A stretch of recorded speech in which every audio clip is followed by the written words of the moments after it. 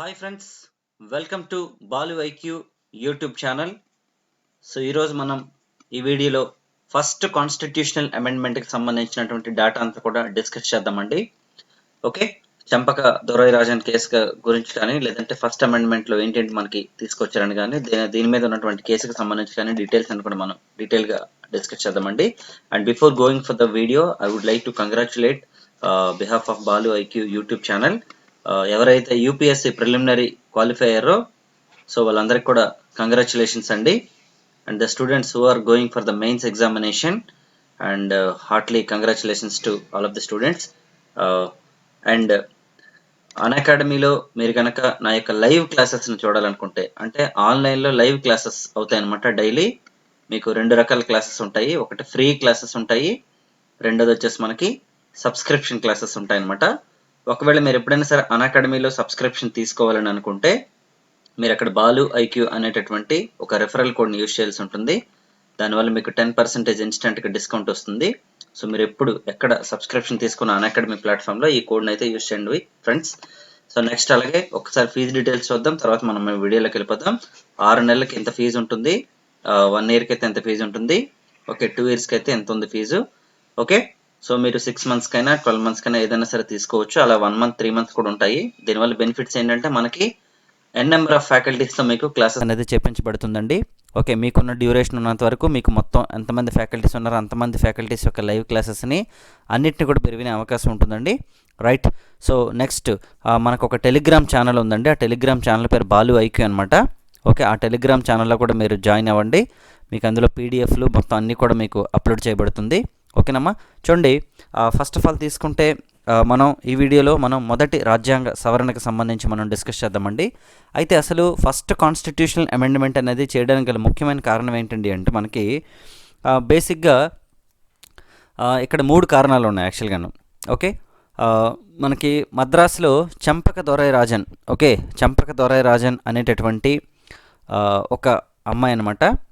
మద్రాస్ రాష్ట్ర ప్రభుత్వం ఇచ్చినటువంటి రిజర్వేషన్స్ వల్ల అమ్మాయికి మెడికల్ సీట్ అనేది రాలేదన్నమాట. దీంతో ప్రభుత్వానికి సంబంధించి నెక్స్ట్ ఆ అమ్మాయికి సంబంధించి ఒక క్లాష్ అయితే వచ్చింది. సో ఆ కేసు కాస్త సుప్రీంకోర్టు వరకు వెళ్ళిందనమాట.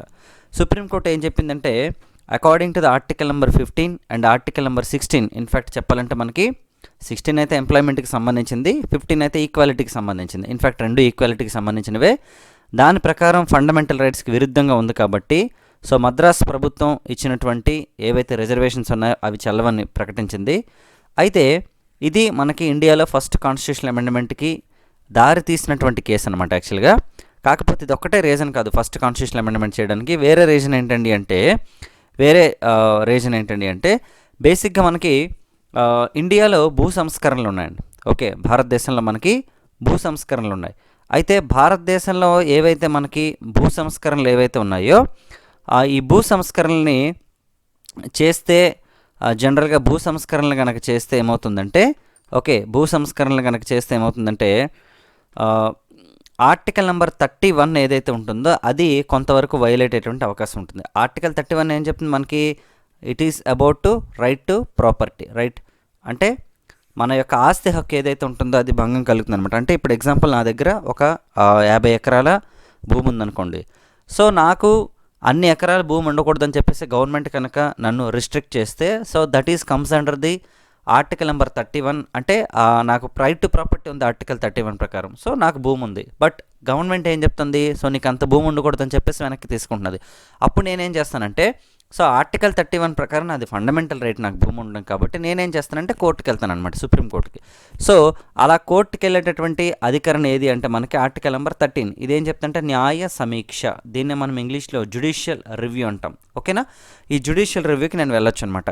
సో ఎప్పుడైతే నేను జ్యుడిషియల్ రివ్యూకి వెళ్తానో సో ఇలా జ్యుడిషియల్ రివ్యూకి వెళ్ళేటటువంటి అవకాశాన్ని మనకి తీసేసినటువంటి కాన్స్టిట్యూషనల్ అమెండ్మెంట్ ఏదంటే మనకి ఫస్ట్ కాన్స్టిట్యూషనల్ అమెండ్మెంట్. సో మనం క్లియర్ కట్గా అండర్స్టాండ్ చేసుకోవాల్సినటువంటి మెయిన్ పాయింట్స్ ఏంటంటే ఈ ఫస్ట్ కాన్స్టిట్యూషనల్ అమెండ్మెంట్ వల్ల మనకి 3 చేంజెస్ వచ్చాయి యాక్చువల్గా మేజర్గా. ఫస్ట్ చేంజెస్ ఏంటండి అంటే మనకి ఏవైతే మనకి భారతదేశంలో షెడ్యూల్డ్ కాస్ట్ మరియు షెడ్యూల్డ్ ట్రైబ్స్కి రిజర్వేషన్ అనేది కల్పించబడింది 15%, అలాగే 7.5% మనకి ఓకే, విద్యా అవకాశాల్లో మనకి రిజర్వేషన్ కల్పించబడింది. ఇది ఒకటి జ్యుడిషియల్ రివ్యూ కిందకి రాదు, వీటిని ఛాలెంజ్ చేయకూడదు అనమాట. నెక్స్ట్ అలాగే రెండోది ఏంటంటే భూ సంస్కరణలు. ఓకే, ల్యాండ్ రిఫార్మ్స్ అనేది జవహర్లాల్ నెహ్రూ గారి ప్రభుత్వం మనకి చేయడం జరిగింది. ఆ ల్యాండ్ రిఫార్మ్స్కి సంబంధించినటువంటి అంశాలు కూడా మనకి తీసుకెళ్ళి షెడ్యూల్ నెంబర్ 9లో పెట్టడం జరిగిందనమాట. ఇన్ఫ్యాక్ట్ చెప్పాలంటే ఈ ఫస్ట్ కాన్స్టిట్యూషనల్ అమెండ్మెంట్ ద్వారా మనకి కొత్త షెడ్యూల్ని రాజ్యాంగంలో యాడ్ చేశారనమాట. అంటే ఇనీషియల్గా మనకి 8 షెడ్యూల్ ఉండేవి, 9th షెడ్యూల్ అనేది మనకి యాడ్ చేయడం జరిగిందనమాట. రైట్. అలాగే థర్డ్ పాయింట్ ఏంటండి అంటే ఇంకొక ఇంపార్టెంట్ పాయింట్, మనం ఆర్టికల్ 19 ప్రకారం మనకు ఒక లైక్ ఏంటండి అంటే మనకంటూ ఒక right to freedom of speech ఉంటుంది. కాకపోతే ఏదైతే ఈ right to freedom of speech ఉంటుందో అది లిమిటెడ్ యాక్చువల్గా. ఎందుకంటే ఇప్పుడు మనకి రైట్ టు ఫ్రీడమ్ ఆఫ్ స్పీచ్లో చాలా అంశాలు మనకి ఉంటాయి. అంటే మనకు నచ్చినట్టుగా మనం ఉండొచ్చు, నచ్చినట్టుగా మాట్లాడచ్చు. ఇన్ఫ్యాక్ట్ నచ్చినట్టుగా ఇన్ ద సెన్స్ ఏంటంటే కొన్ని లిమిట్స్ ఉంటాయి యాక్చువల్గా.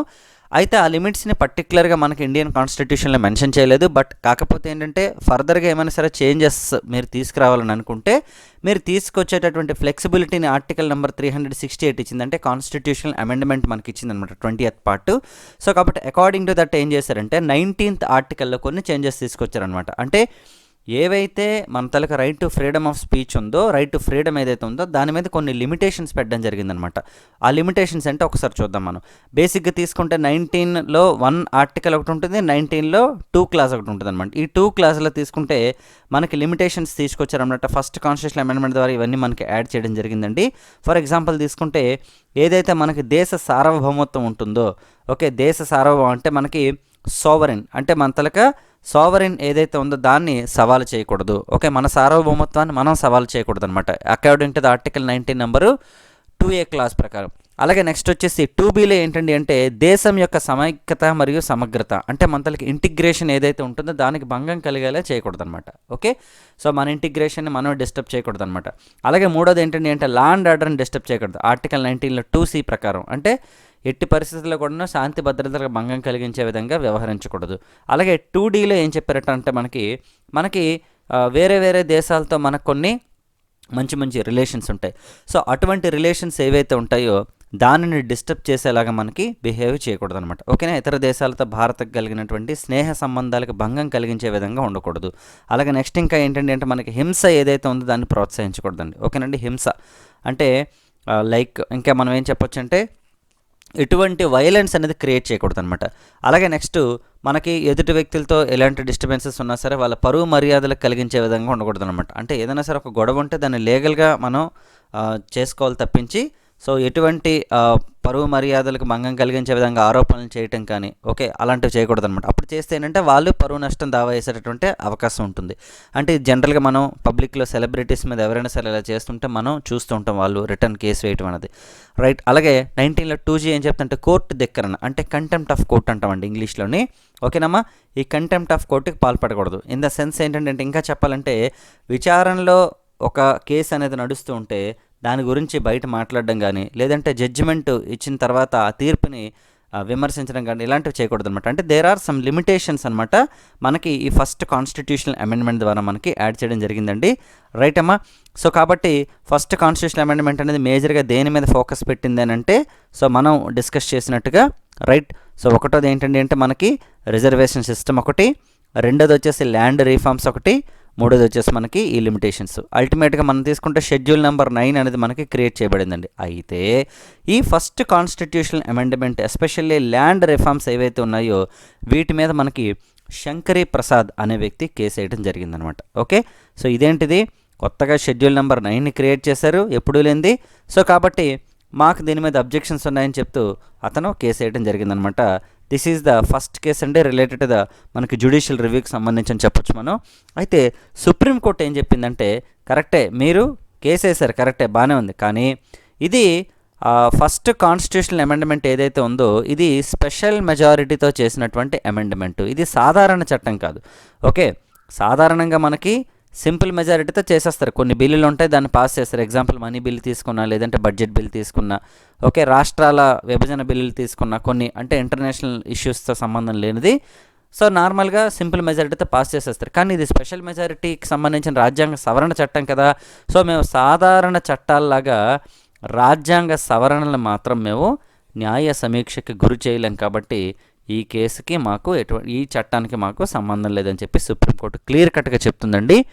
అలాగే నెక్స్ట్ ఏంటంటే మనకి ఇండియన్ కాన్స్టిట్యూషన్లో యాడ్ చేసినటువంటి ఆర్టికల్ నెంబర్ 15లో 4ని, అలాగే భూ సంస్కరణలకు సంబంధించినటువంటి ఆర్టికల్ నెంబర్స్ అయినటువంటి 13(1)A, 13(1)B కూడా మనకి సమర్థించడం జరిగింది. అలాగే 19లో 2 క్లాస్ కూడా యాడ్ చేశారు కదమ్మా, ఆ 19లో 2 క్లాస్ని కూడా సుప్రీంకోర్టు మనకి సమర్థించడం జరిగిందనమాట. సో కాబట్టి గుర్తుపెట్టుకోండి, ఫస్ట్ కాన్స్టిట్యూషనల్ అమెండ్మెంట్ అనేది 1951లో చేశారు. ఓకేనమ్మా, నేను మీకు దీనికి సంబంధించినటువంటి డేటా అంతా కూడా ఇవ్వడం జరిగింది. ఫర్ ఎగ్జాంపుల్ తీసుకుంటే the first constitutional amendment of India enacted in the year 1951 made several changes to the fundamental rights provisions of the constitution and it provided against abuse of freedom of speech and expression, validation of zamindari abolish laws and clarified that the right to equality does not bar the enactment of laws which provide special consideration for weaker sections of the society. Right. So మనకి భారతదేశంలో ఉన్నటువంటి జమీందారీ systems ఏవైతే ఉన్నాయో వాటికి వ్యతిరేకంగా చట్టాలు చేసే అధికారం పార్లమెంట్కి ఉందని చెప్తూ మనకి చెప్పడం జరిగిందనమాట.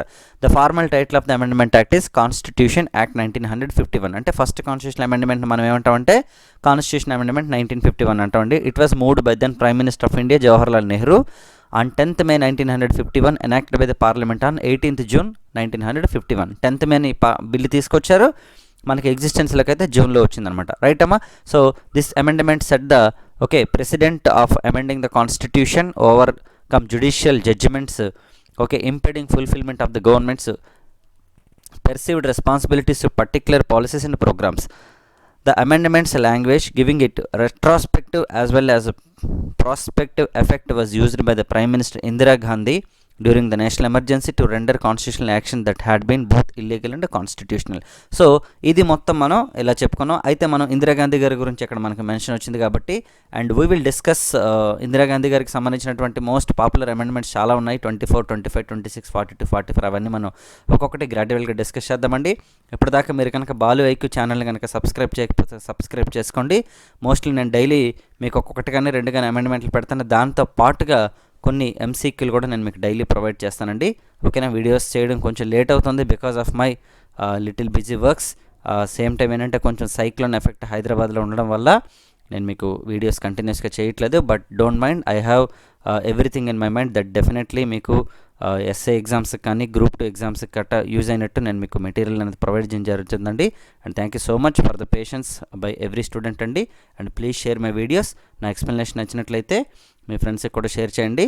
అలాగే నన్ను అన్అకాడమీలో కూడా ఫాలో అవ్వండి మీరు, ఎందుకంటే నేను డైలీ చాలా స్టాండర్డ్గా మీకు ఎంసీక్యూ టెస్ట్ అనేది కండక్ట్ చేయడం జరుగుతుంది. మీకు ఏమైనా సరే డౌట్స్ ఉంటే మీరు మన తాలూకా కాంటాక్ట్ నెంబర్ ఉంటుంది కదా, అక్కడ మీరు నాకు వాట్సాప్ చేయొచ్చు. థ్యాంక్ యూ సో మచ్ అండి. Wish you good luck.